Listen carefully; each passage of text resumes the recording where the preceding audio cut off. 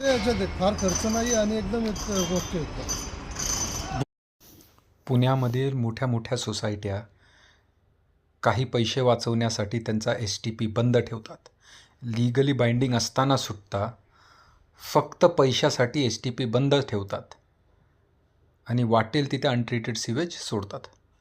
पण भूगावमधली ही सोसायटी, ग्रामपंचायतीमधली ही सोसायटी यांनी स्वखर्चाने कुठलंही लीगल बाइंडिंग नसताना त्यांचा स्वतःचा एक बायो STP उभा केला, अभ्यास करून उभा केला.